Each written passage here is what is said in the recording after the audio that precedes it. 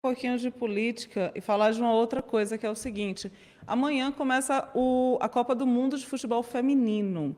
Pela primeira vez, é possível, quem sabe, não sei, uma pessoa que está aqui já no ar, que é o Rodolfo Borges, vai dizer para a gente que será que a gente vai ter mesmo essa similaridade com o evento masculino? Bom, a TV Globo pretende transmitir todos os jogos e o governo federal decidiu que vai adotar ponto facultativo. Então, Rodolfo já está na tela. Tudo bom? Você tem Tudo uma, bem, Júlia? você tem a missão hoje de me responder. Será que finalmente o futebol feminino vai estar em pé de igualdade com o futebol masculino? Não, eu já.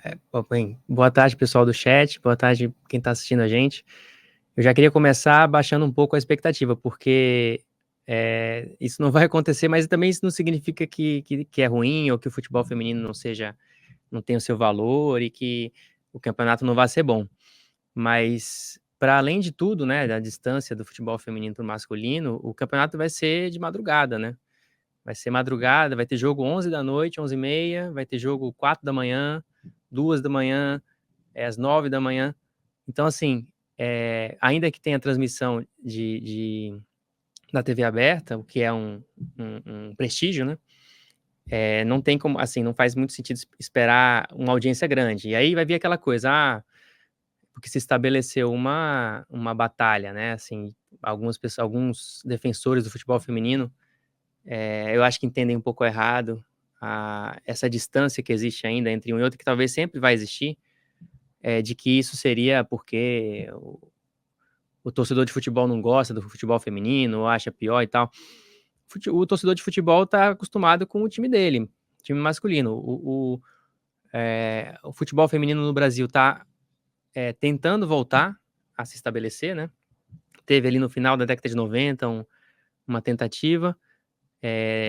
Nos últimos anos, né, nos últimos mundiais, a Marta chamou muita atenção e isso foi importante, relevante para chamar atenção para o futebol feminino brasileiro.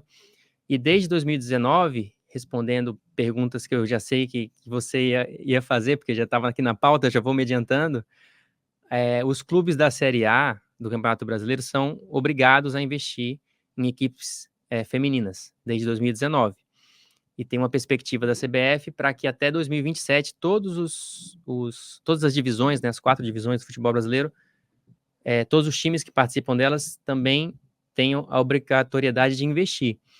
Então, assim, tem uma perspectiva de organização e de crescimento, e essa Copa do Mundo, na qual o Brasil não entra como favorito, pode ajudar um pouco a confirmar isso, mas talvez a gente dependesse hoje muito de um bom desempenho nessa Copa do Mundo para chamar a atenção da audiência, né?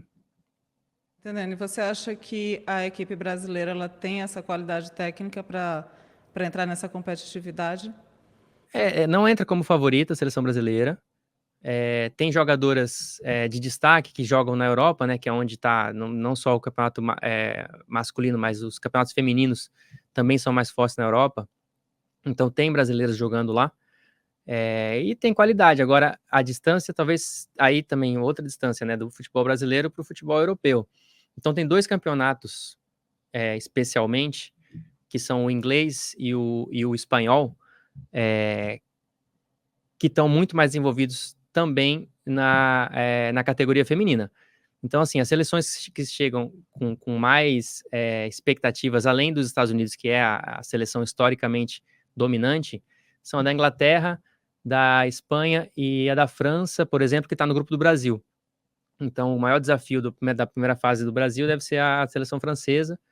Os outros dois, Jamaica e Panamá, não tem também nenhuma tradição. Então, assim, o Brasil deve pegar um jogo mais difícil contra a França na primeira fase. E é aquela coisa, futebol. Pode ser que a gente consiga avançar bem, depende dos jogos. Agora, a gente não vai ter a Marta da mesma forma que era antes, né? Então, assim, fica uma impressão, né? Vamos ver como é que vai ser essa Copa do Mundo, mas de que a oportunidade que o Brasil teve com uma jogadora como a Marta passou.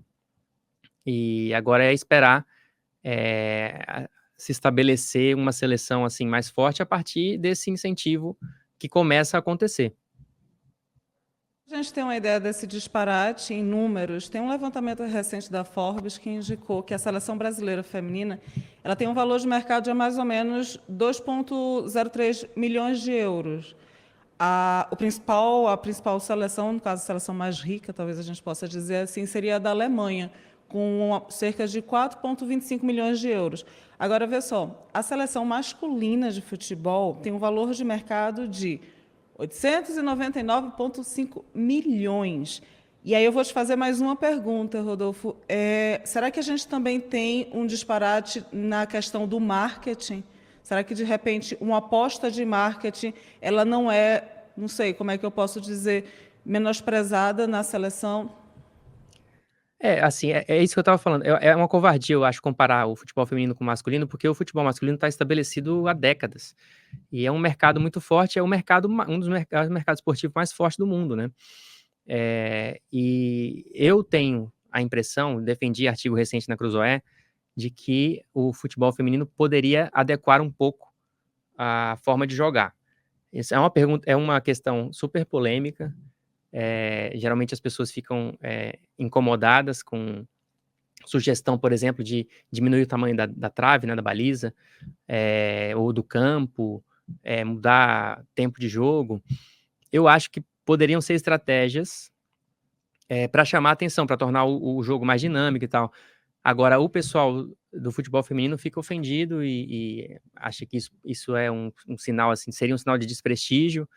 E agora, o que eu acho que não pode acontecer, que é o que acaba acontecendo, é que se criar um atrito entre futebol masculino e feminino.